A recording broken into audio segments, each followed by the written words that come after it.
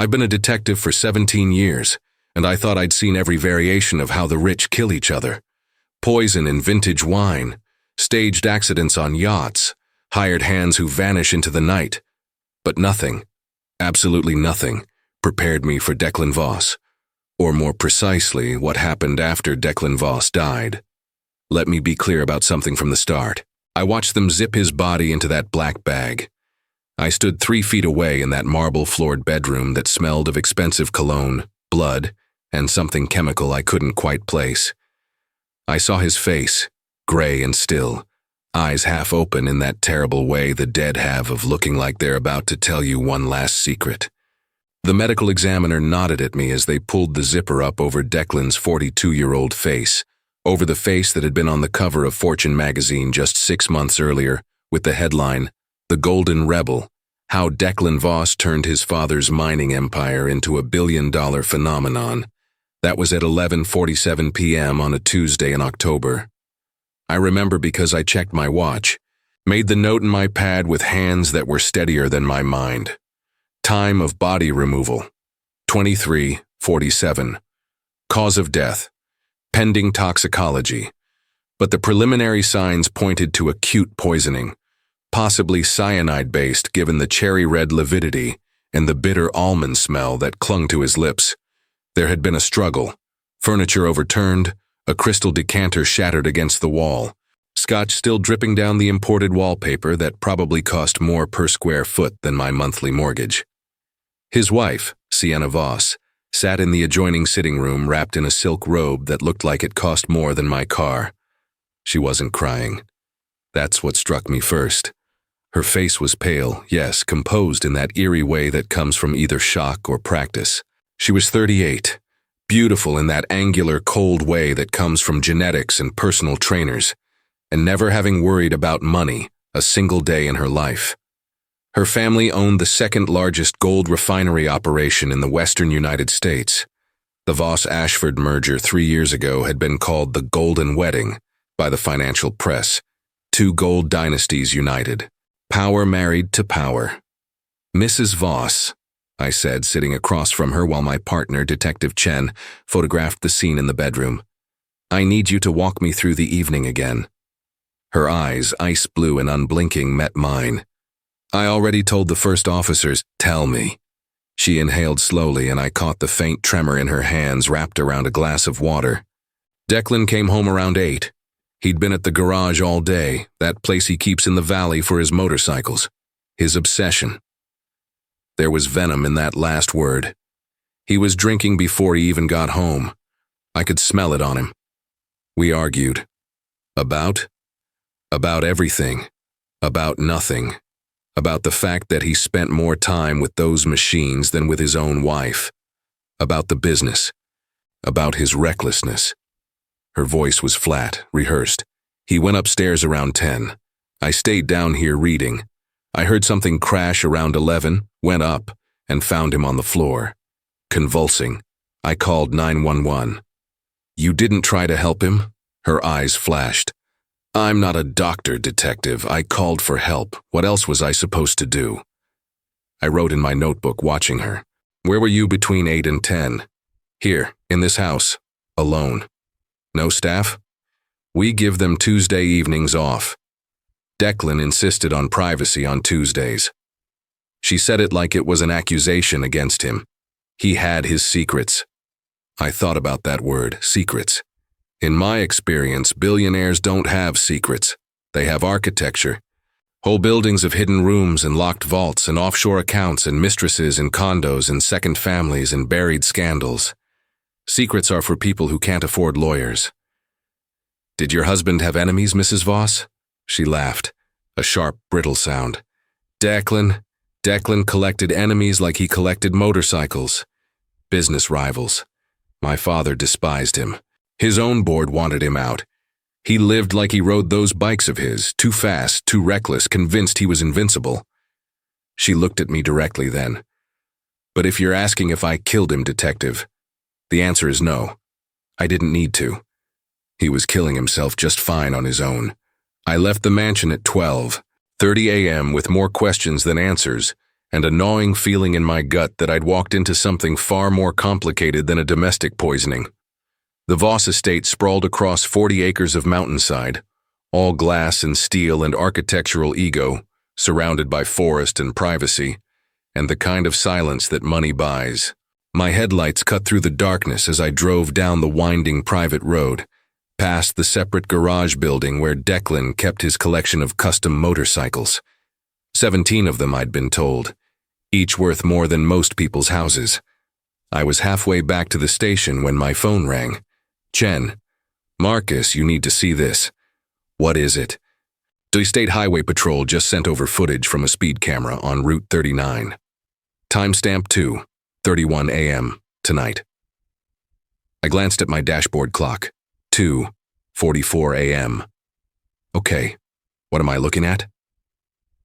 Declan Voss's motorcycle, the custom Ducati Panigale, the one with the gold flake paint job and the personalized plate Voss 1, going 142 miles per hour through a speed trap. My hands tightened on the wheel. That's impossible. I'm looking at the image right now, Marcus. It's his bike, no question. Chen, we zipped his body into a bag 3 hours ago. I know. Route 39 is 87 miles from the estate. I know that too. I pulled over onto the shoulder, my heart hammering. Send me the image. My phone buzzed. I opened the file. There it was, crystal clear in the flash of the speed camera.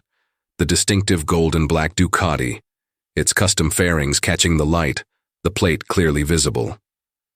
Voss 1. The rider wore a black helmet and black leathers, body tucked low in racing position, face completely obscured. But the bike, there was no mistaking that bike. I'd seen it in photographs during the initial investigation of the estate, one of a kind, custom built in Italy, worth over $1 million. I sat there on the side of the road as occasional trucks roared past, trying to make sense of what I was seeing. Declan Voss was dead. I had seen his body. I had smelled death on him. The ME had confirmed no pulse, no respiration, pupils fixed and dilated. He was gone. So who the hell was riding his motorcycle? I called Chen back. Get a team to that garage now. I want to know if that bike is still there or if someone took it. Already on it, units en route. And Chen, keep this quiet. If the press gets hold of this. I know. Golden Boy Billionaire rises from the dead on his custom bike. It'll be a circus. I drove back to the estate, my mind racing through possibilities. Someone stole the bike. But who? When? The estate had security cameras, guards, gates. Sienna had an accomplice. Possible, but that didn't explain the timing. She'd been with me and the responding officers. Someone who looked like Declan. A brother? A cousin? I pulled up the family history on my phone at a red light. Only child. No siblings. Father deceased. Mother living in Monaco. The guard at the gate recognized me, waved me through. I drove past the main house, light still blazing in every window. Crime scene tape fluttering in the night breeze, and headed to the garage building. It was a separate structure, temperature controlled, more like a showroom than a garage. The doors were closed but unlocked. I pushed them open and hit the lights. 17 motorcycles gleamed in perfect rows under track lighting. Ducatis, Kawasaki's, BMWs, a vintage Harley that looked like it belonged in a museum. Each one positioned with museum precision, each one a work of art, and in the first position, under a spotlight like a throne, sat the gold and black Ducati Panigale, Voss 1, exactly where it belonged. I walked up to it, reached out, touched the engine, cold. I crouched down, looked at the tires. Spotless, no road debris, no sign of recent use. I checked the odometer. It would show if the bike had been ridden tonight, if someone had taken it out and brought it back. But before I could check, I heard footsteps behind me. Detective Holloway. I turned. Sienna stood in the doorway, still in that silk robe, backlit by the security lights outside. She looked like a ghost. "Mrs. Voss, it's late." I couldn't sleep. "I saw your car." She walked into the garage, her bare feet silent on the polished concrete. "What are you looking for?" I studied her face. "Your husband's motorcycle was photographed by a speed camera tonight. 3 hours after he died, 87 miles from here. I watched her carefully for a reaction.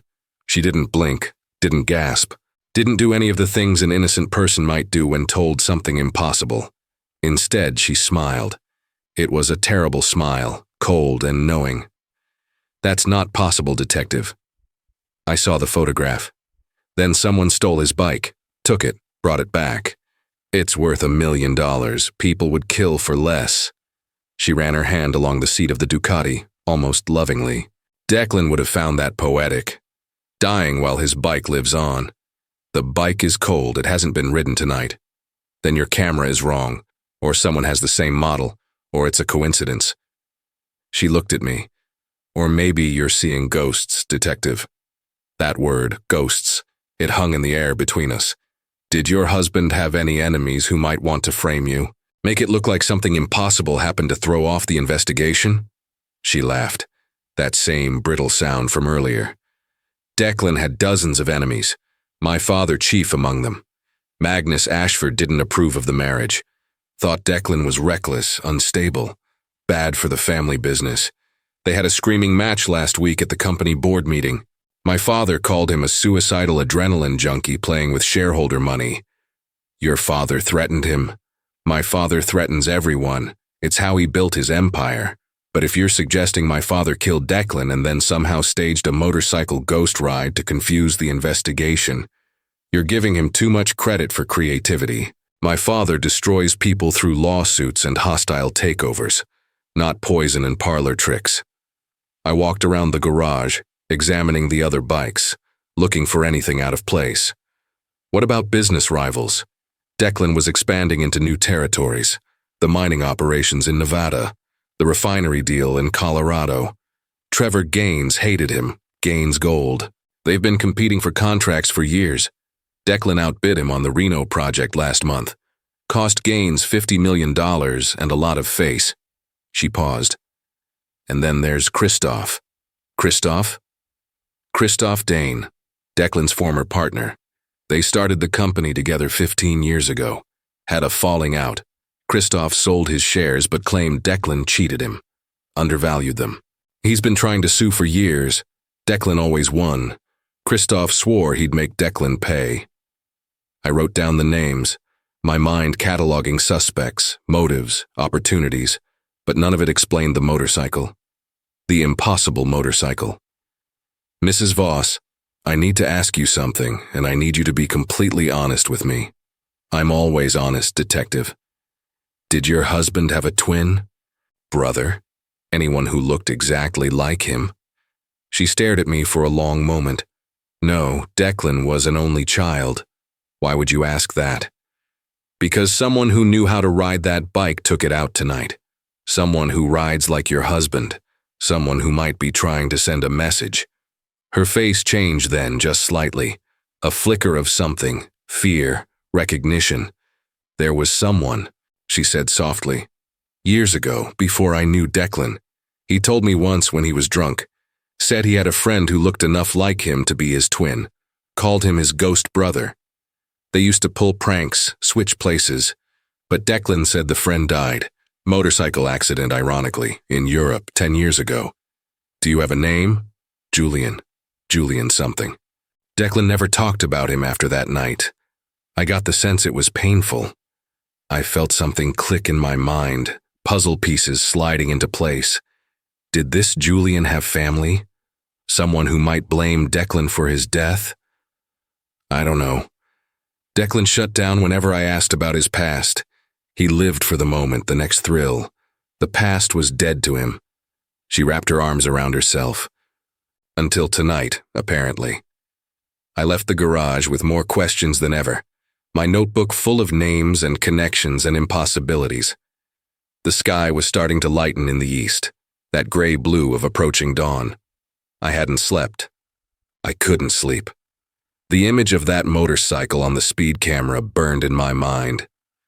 Over the next 3 days, I chased every lead. Trevor Gaines had an alibi. He was in San Francisco at a conference, dozens of witnesses. Christoph Dane was in rehab in Arizona, hadn't left the facility in 6 weeks.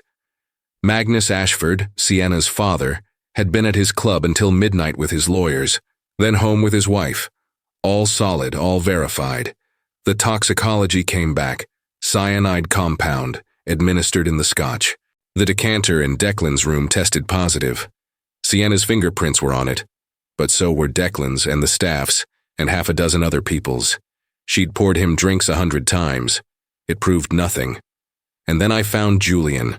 Not Julian the person, Julian the ghost. I dug through old records, social media archives, news articles from a decade ago. Julian Thorne. 28 years old when he died in a motorcycle crash in southern France. The articles showed photographs. My blood ran cold. He could have been Declan's twin. Same build, same face, same reckless smile in the pictures. They'd been friends since boarding school, had started racing motorcycles together as teenagers. But here's what made my skin crawl. Julian Thorne didn't die in that crash. The body was never positively identified.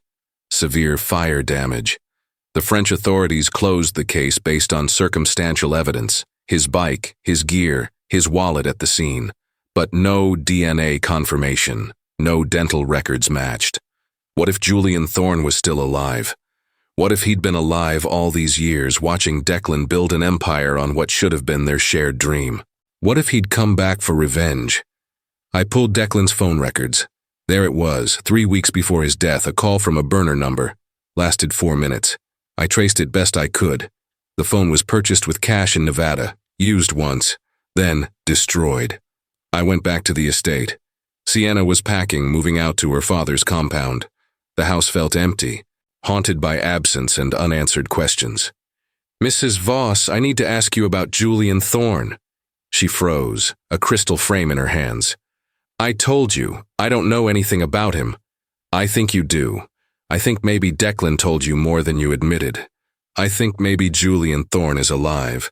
I think maybe he's the one who killed your husband."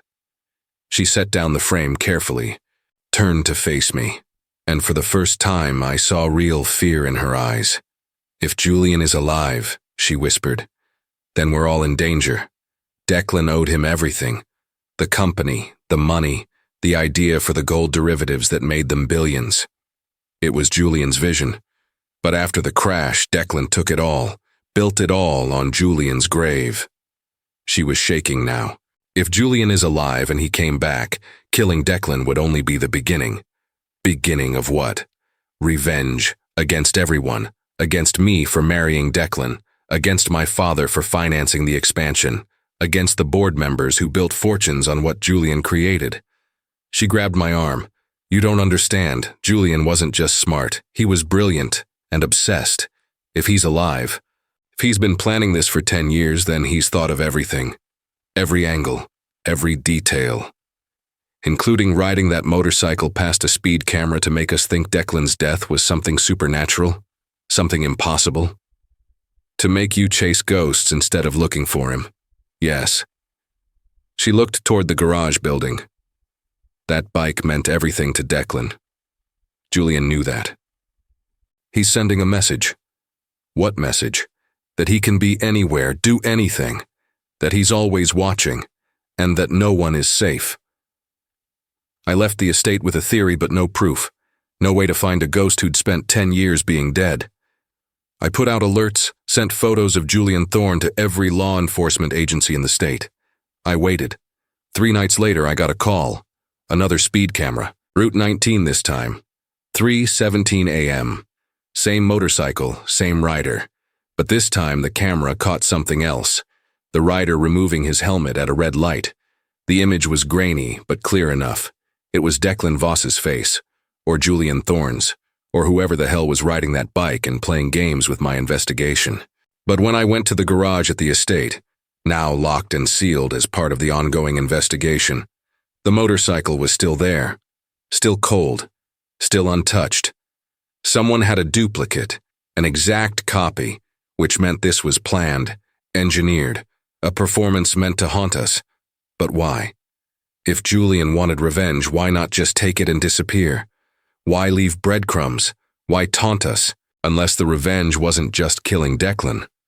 Unless the revenge was making everyone doubt reality. making Sienna look over her shoulder for the rest of her life, making me chase phantoms, making the world question whether Declan Voss was really dead, or if somehow, impossibly, he was still out there riding his golden motorcycle into the night. I'm writing this now 6 months later. The case is officially closed. Death by poisoning. Unknown assailant, no arrests. Sienna sold the company to her father's firm, moved to Europe. The mansion sits empty. The motorcycles are in storage, evidence in a case with no resolution. But twice since then, speed cameras have caught that bike. Different highways, different states. Always at night. Always riding like hell itself is chasing it. I don't know if it's Julian Thorne. I don't know if he's alive or if someone else has taken up his ghost. I don't know if this is revenge or art or madness. What I know is this. I watched them zip Declan Voss into that black bag. I saw death claim him. But somewhere out there his motorcycle still rides. And someone wearing his face keeps appearing in the night, breaking speed limits and breaking the boundaries of what I thought was possible. Some ghosts don't need to be supernatural to haunt you. Sometimes the most terrifying ghosts are the ones made of flesh and blood and gasoline and grief. I still check those speed camera reports.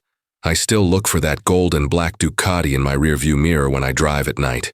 I still wonder if I'm chasing a man or a myth. And I still hear Sienna's last words to me before she left. The dead don't ride motorcycles, detective. But the buried do. And Julian Thorne was buried alive by Declan's ambition long before that crash in France. Maybe she was right. Maybe this isn't about death at all. Maybe it's about something worse. Someone who lived through his own funeral and spent 10 years planning the perfect haunting. So I ask you, if someone stole your life, your dream, your fortune, and left you for dead, how far would you go to make them pay? And would you stop at killing them? Or would you want them, and everyone who loved them, to never feel safe again? Subscribe to this channel and leave your like for more stories of crimes, secrets of powerful families, and investigations that no one dares to tell. Until the next case.